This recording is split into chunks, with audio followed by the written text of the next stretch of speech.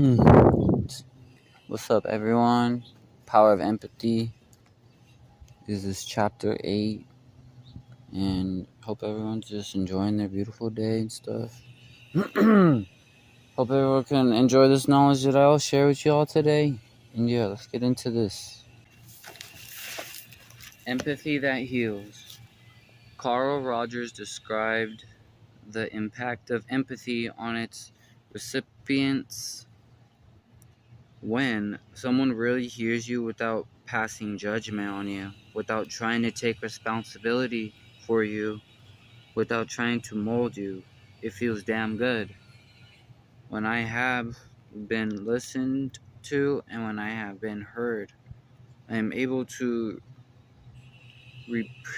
perceive my world in a new way and go on.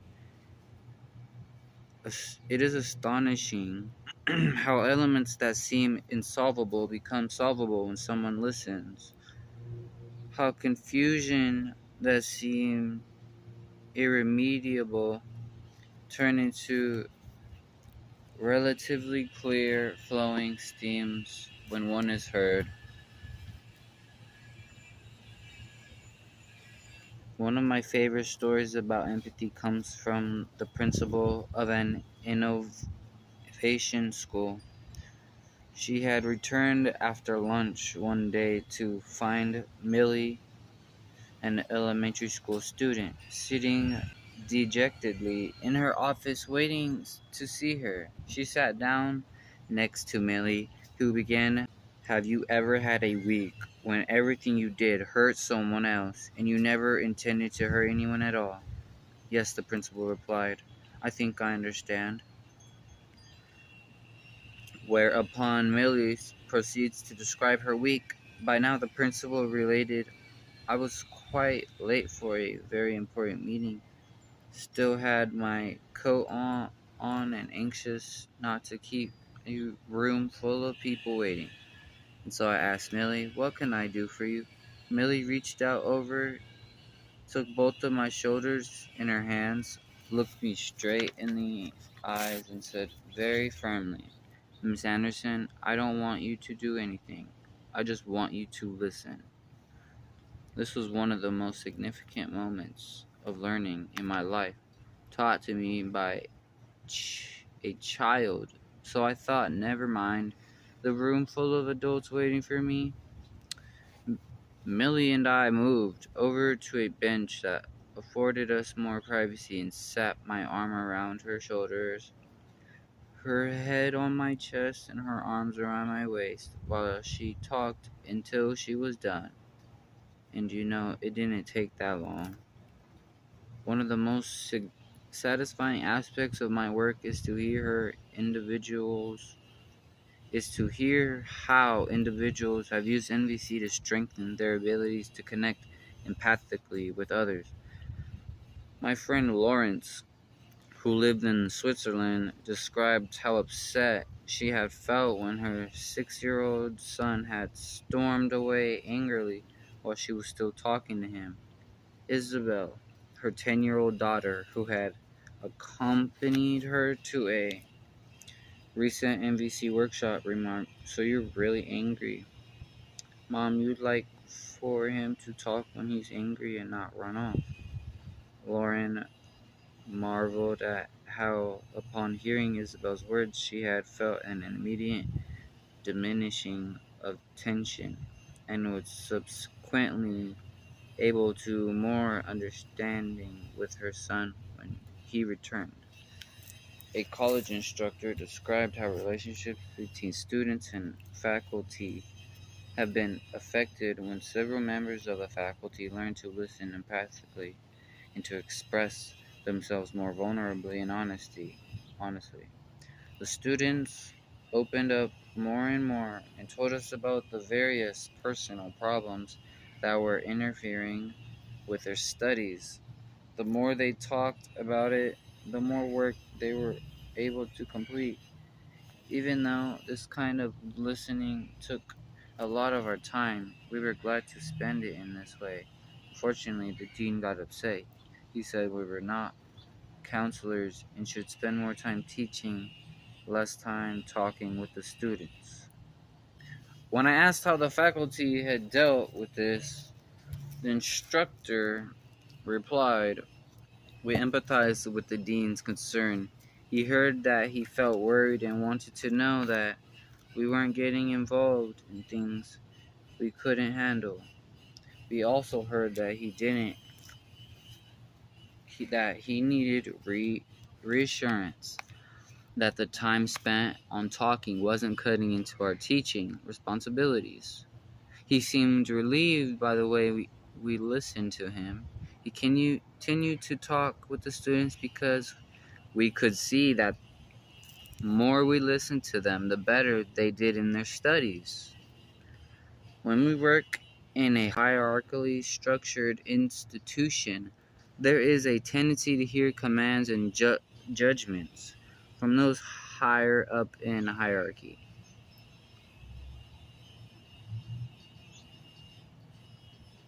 When we work in a hierarchically structured institution, there's a tendency to hear commands and judgments from those higher up in the hierarchy. While we may easily empathize with our peers and those in less powerful positions, we may find ourselves being defensive or apologetic instead of empathic. In the presence of those we identify as our superior. This is why I was particularly pleased that these faculty members had remembered to empathize with their dean as well as with their students. It's harder to empathize with those who appear to possess more power, status, or resources. Empathy and the ability to be vulnerable. Because we are called to reveal our deepest feelings and needs, we may sometimes find it challenging to express ourselves in NVC. Self-expression becomes easier, however, after we empathize with others because we will then have touched their humanness and realize the common qualities we share. The more we connect with the feelings and needs behind their words, the less frightening it is to open up to other people. The situation where we are the most reluctant to express vulnerability are often those where we want to maintain a tough image for fear of losing authority or control. The more we empathize with other parties, the safer we feel in the world. But yeah. Once I showed my vulnerability to some members of a street gang in Cleveland by acknowledging the hurt I was feeling and my desire to be treated with more respect. "Oh, look," one of them remarked, "he's feeling hurt. Isn't that too bad?" At which pointed all his friends chimed in laughing. Here again, I could interpret them as taking advantage of my vulnerability. Option 2, blaming others. Or I could empathize with the feelings and needs behind their behavior. If, however, I had an image that I'm being humiliated and taken advantage of, I may be too wounded, angry, or scared to be able to empathize. At such a moment, I would need to withdraw physically in order to offer myself some empathy because you're hurt and you must care about yourself. Or to request it from a reliable source. After I've discovered the needs that had been so powerfully triggered in me and have received adequate empathy from them, I shall then be ready to return and empathize with the other party. In situations of pain, I recommend first getting the empathy necessary to go beyond the thoughts accompanying our heads so as to recognize our deeper needs. As I listened closely to the gang members remarked, "Oh look, he's feeling hurt, isn't that too bad?"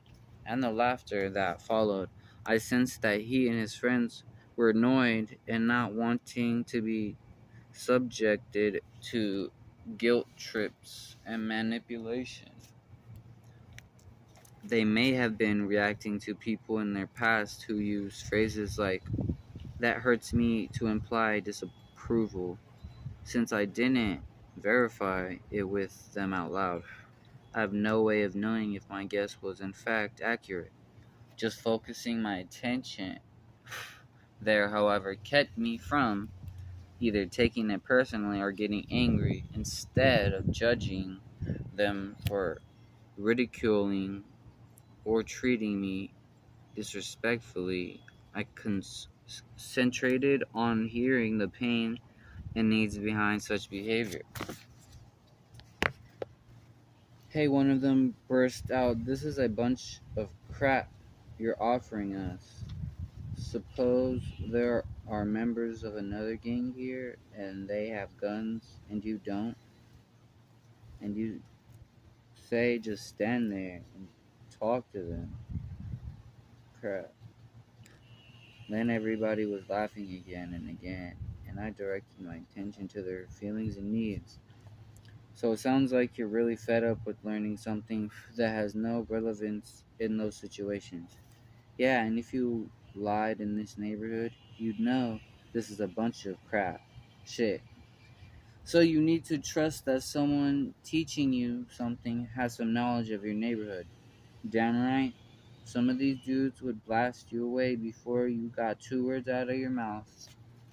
And you need to trust that someone trying to teach you something understands the dangers around here." I continued to listen in this manner, sometimes verbalizing what I heard and sometimes not. This continued for 40 minutes, and then I sensed a shift. They felt that I was truly understanding them. A counselor in the program noticed the shift and asked them out loud, "What do you think of this man?" The gentleman who had been giving me the roughest time replied, "He's the best speaker we've ever had." Astonished, the counselor turned to me and whispered, "But you haven't said anything." In fact, I had said a lot by demonstrating that there was nothing they could throw at me that could be translated into universal human feelings and needs. We say a lot by listening for others' feelings and needs, using empathy to diffuse danger. The ability to offer empathy to people in stressful situations can diffuse potential violence. A teacher in the inner city of St. Louis related an incident where she had conscientiously stayed after school to help a student, even though teachers were warned to leave the building for their own safety after schools when dismissed. A stranger entered her classroom where the following exchange took place. The young man said, "Take off your clothes," noticing that he was shaking. "I'm sensing this is very scary for you." "Did you hear me, goddammit? Take off your clothes." "I'm sensing you're really pissed off right now and you want me to do what you're telling me." "You're damn right, and you're going to get hurt if you don't." "I'd like you to tell me if there's some other way of meeting your needs that wouldn't hurt me." I said, "Take them off." "I can hear how much you want this. At the same time, I want you to know how scared and horrible I feel, and how grateful I'd be if you'd leave without hurting me." "Give me your purse." The teacher handed the stranger her purse, relieved not to be raped. She later described how each time she empathized with the young man, she could sense his becoming less adamant in his intention to follow through with the rape. The Metropolitan Police officer attending a follow-up training in NVC once greeted me with this account: "I'm sure glad you had us practicing empathy with angry people that last time. Just a few days after our session, I went to arrest someone in a public housing project. When I brought him out, my car was surrounded by about 60 people screaming things at me like, 'Let him go. He didn't do anything. You police are a bunch of racist pigs.' Although I was skeptical that empathy would help, I didn't have many other options. So I reflected back the following that was coming at me. I said things like, "So you don't trust my reasons for arresting this man? You think it has to do with race?" After several minutes of my continuing to reflect their feelings, the group became less hostile. In the end, they opened a path so I could get to my car. Finally, I'd like to illustrate how a young woman used empathy to bypass violence during her night shift at a drug detoxification center in Toronto. The young woman recounted the story during a second workshop she attended in NVC at 11 p.m. one night, a few weeks after her first session training. A man who had obviously been taking drugs walked in off the streets and demanded a room. The young woman started to explain to him that all the rooms had been filled for the night. She was able to hand the man an address of another detox center when he hurled her to the ground. The next thing I know, he was sitting across my chest, holding a knife to my throat, and shouted, "You bitch, don't lie to me. You do too have a room." She then proceeded to apply her training by listening for his feelings and needs. "You remembered to do that under those conditions?" I asked, impressed. "What choice did I have? Desperation sometimes makes good communicators of us all. You know, Marshall," she added, "that joke you told me, you told in the workshop really helped me. In fact, I think it saved my life." "What joke?" "Remember when you said never to put your butt in the face of an angry person?" I was all ready to start arguing with him. I was about to say, "But I don't have a room," when I remembered your joke. It had really stayed with me because only the week before I was arguing with my mother and she said to me, "I could kill you when you answer but to everything I say." I imagine if my own mother was angry enough to kill me for using that word, what would this man have done? If I'd said, "But I don't have a room," when he was screaming at me, I have no doubt he would have slit my throat. So instead, I took a deep breath and said, "It sounds like you're really angry and you want to be given a room." He yelled back, "I may be an addict, but by goddamn, I deserve respect. I'm tired of nobody giving me my respect. My parents don't give me respect. I'm gonna get respect." I just focused on his feelings and needs and said, "Are you fed up not getting the respect that you want?" "How long did this go on?" I asked. "Oh, about another 35 minutes, she replied. "That must have been terrifying." "No, not after the first couple of interchanges, because then something else we learned here became apparent. When I concentrated on listening for his feelings and needs, I stopped seeing him as a monster. I could see, just as you'd said, how people who seem like monsters are simply human beings whose language and behavior sometimes keep us from seeing their humanness. The more I was able to focus my attention on his feelings and needs, the more I saw him as a person full of despair whose needs weren't being met. I became confident that if I held my attention there, I wouldn't be hurt. After he had received the empathy he needed, he got off me, put the knife away, and I helped him find a room at another center.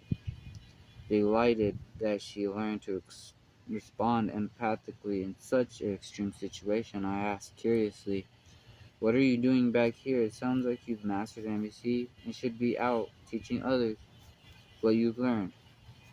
"Now I need you to help me with a hard one," she said. I'm almost afraid to ask, what could be harder than that? "Now I need you to help me with my mother, despite all the insight I got into that butt phenomenon.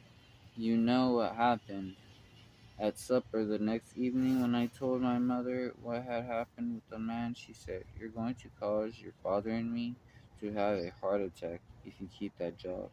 You simply have to find different work. So guess what I said to her? But mother, it's my life.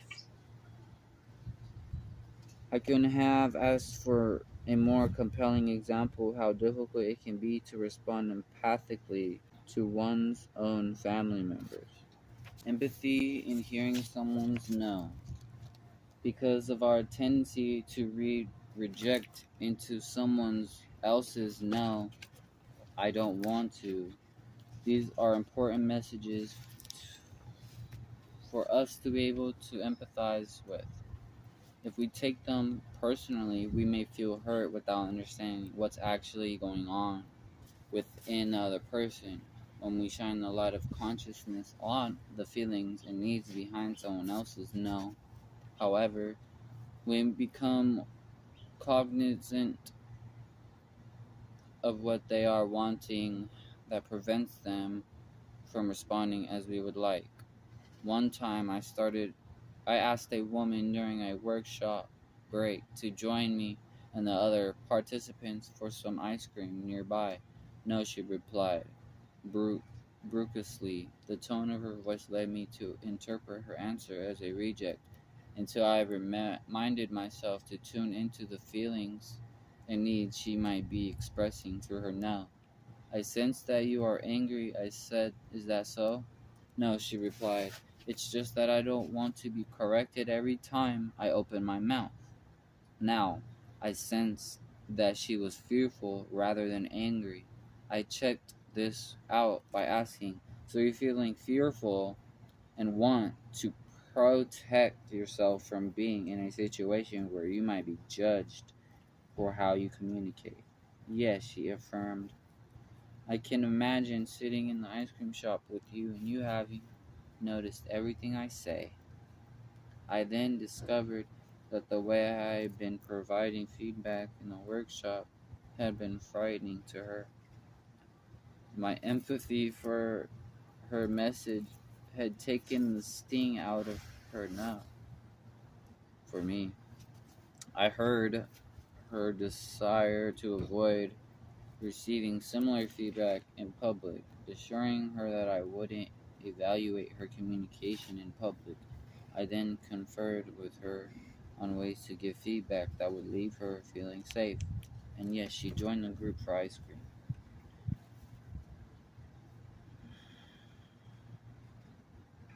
When we listen for their feelings and needs, we no longer see people as monsters.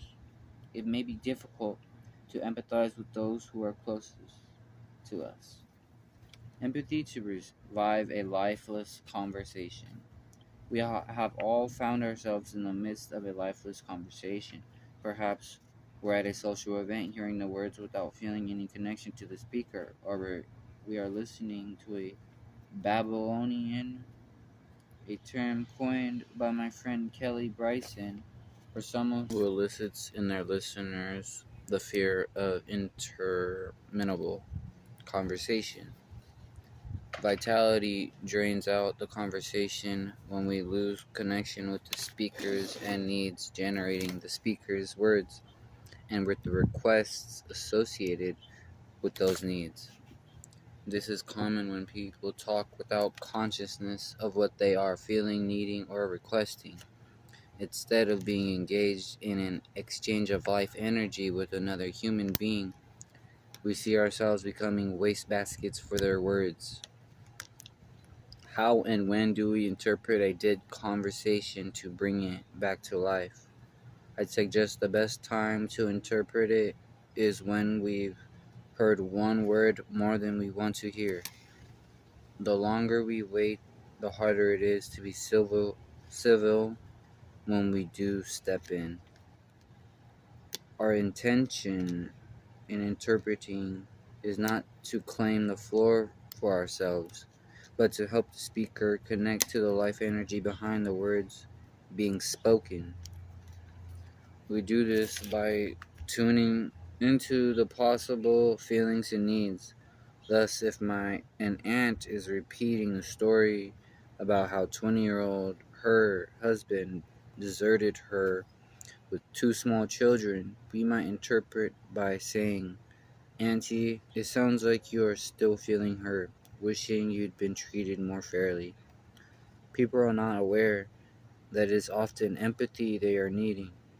Neither do they realize that they are more likely to receive that empathy by expressing the feelings and needs that are alive in them, rather than by recounting tales of past injustice and hardship.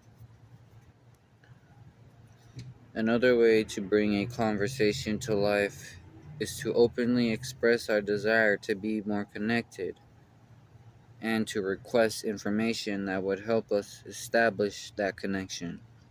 Once at a cocktail party, I was in the midst of an abundant flow of words that to me, however, seemed lifeless. "Excuse me," I broke in, addressing the group of 9 other people I'd found myself with. "I'm feeling impatient because I'd like to be more connected with you, but our conversation isn't creating the kind of connection I'm wanting.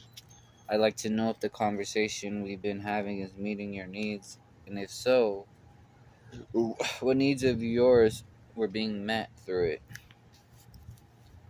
All 9 people stared at me as if I had thrown a rat in the punch bowl. Fortunately, I remembered to tune into the feelings and needs being expressed through their silence. "Are you annoyed with my interrupting because you would have liked to continue the conversation?" I asked. After another silence, one of the men replied, "No, I'm not annoyed. I was thinking about what you were asking." No, I wasn't. I wasn't enjoying the conversation. In fact, I was totally bored with it. What bores the listener bores the speaker too. At the time, I was surprised to hear this response because he had been the one doing most of the talking. Now I am no longer surprised. I have since discovered that conversations that are lifeless for the listener are equally so for the speaker. You may wonder how we can muster the courage to flatly interrupt someone in the midst of a sentence. I once conducted an informal survey posing the following questions: if you are using more words than somebody wants to hear, do you want that person to pretend to listen or to stop you?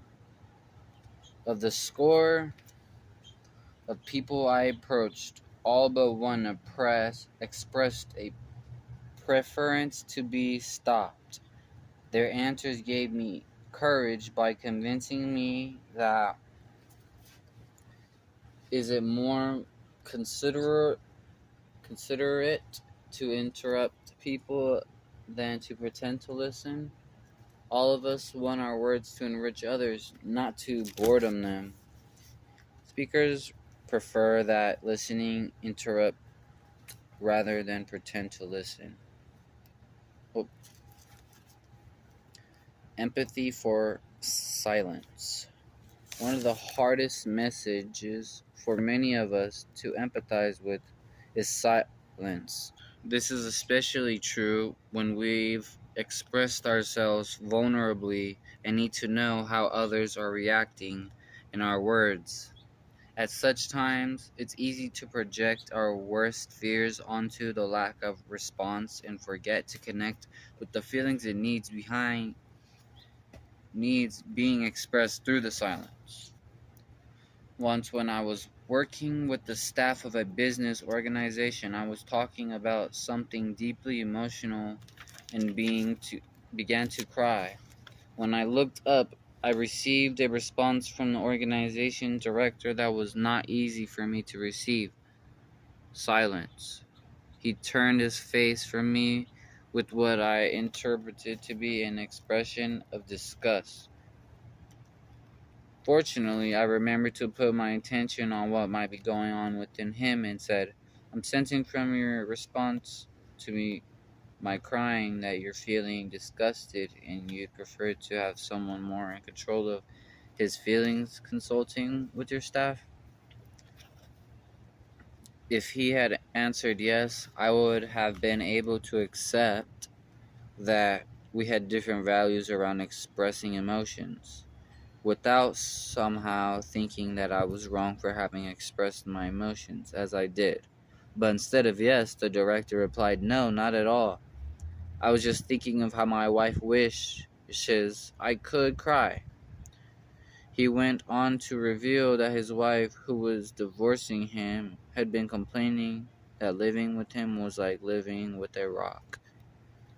During my practice as a psychotherapist, I was once contacted by the parents of a 20-year-old woman under the psychiatric care who, for several months, had been undergoing medication, hospitalization, and shock treatment.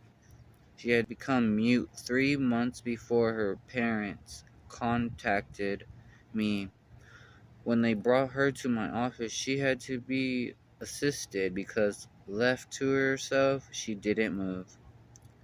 In my office, she crouched in her chair, shaking her eyes on the floor, trying to connect empathically with the feelings and needs being expressed through her nonverbal message. I said, "I'm sensing that you are frightened and would like to be sure that it's safe to talk. Is that accurate?" She showed no reaction, so I expressed my own feelings by saying, "I'm very concerned about you, and I'd like you to tell me if there's something I could say or do to make you feel safer." Still no response. For the next 40 minutes, I continued to either reflect her feelings and needs or express my own. There was no verbal response, nor even the slightest recognition that I was trying to communicate with her. Finally expressed that I was tired and that I wanted her to return the following day. The next few days were like the first. I continued focusing my attention on her feelings and needs, sometimes verbally reflecting what I understood and sometimes doing silently. From time to time, I would express what was going on in myself. She sat shaking in her chair, saying nothing. On the fourth day, when she still didn't respond, I reached over and held her hand, not knowing whether my words were communicating my concern. I hoped the physical contact might do so more effectively. At the first contact, her muscle tensed and she shrank further back into her chair. I was about to release her hand when I sensed a slight yielding, so I kept my hold. After a few moments, I noticed a progressive relaxation on her part. I held her hand for several minutes while I talked to her as I had the first few days. Still, she said nothing. When she arrived the next day, she appeared even more tense than before, but there was one difference. She extended a clenched fist towards me while turning her face away from me. I was at first confused by the gesture, but then sensing she had something in her hand she wanted me to have, taking her fist in my hand, I pried open her fingers. In her palm was a crumbled note with the following message: "Please help me say what's inside." I was elated to receive this sign of her desire to communicate. After another hour of encouragement, she finally expressed a first sentence, slowly and fearfully. When I reflected back what I had heard her say, she appeared relieved, and then continued slowly and fearfully to talk. A year later, she sent me a copy of the following entries from her journal. "Came out of the hospital away from shock therapy and strong medicine. That was about April. The 3 months before that are completely blank in my mind, as well as the 3.5 years before April. They say that after getting out of the hospital, I went through a time at home of not eating, not talking, and wanting to stay in bed all the time. Then I was referred to Dr. Rosenberg for counseling. I don't remember much of those next 2 or 3 months other than being in Dr. Rosenberg's office and talking with him. I began waking up since that first session with him. I began sharing with him things that bothered me, things that I would never have dreamed of telling anyone about. And I remember how much that meant to me. It was so hard to talk, but Rosenberg cared about me and showed it, and I wanted to talk with him. I was always glad afterwards that I had let something out. I remember counting the days, even the hours, until my next appointment with him. I've also learned that facing reality is not all bad. I am realizing more and more of the things that I need to stand up to, things that I need to get out and do on my own. This is scary, and it's very hard, and it's so discouraging that when I am trying really a lot, I can still fail so terribly. But the good part of reality is that I've been seeing that it includes wonderful things too. I've learned in the past year about how wonderful it can be sharing myself with other people. I think it was mostly just one part that I learned about the thrill of my talking to other people and have them actually listen, even really understand at times. I continue to be amazed by the healing power of empathy. Time and again, I have witnessed people transcending the paralyzing effects of psychological pain when they have suffered sufficient contact with someone who can hear them empathically. As listeners, we don't need insights in psychological dynamics or training in psychotherapy. What is essential is our ability to be present to what's really going on within, to the unique feelings and needs a person is expressing in that very moment. Empathy lies in our ability to be present. Summary. Our ability to offer empathy can allow us to stay vulnerable, diffuse potential violence, help us hear the word no without taking it as a reject, revive a lifeless conversation, and even hear the feelings we need expressed through silence. Time and again, people transcend the paralyzing effects of psychological pain when they have sufficient contact with someone who can hear them empathically. And yeah, we finally got through that big ass chapter. That was very interesting, and I hope everybody got their powers up to be the leaders of this world. Stay on top of things and stay safe and stay up, y'all.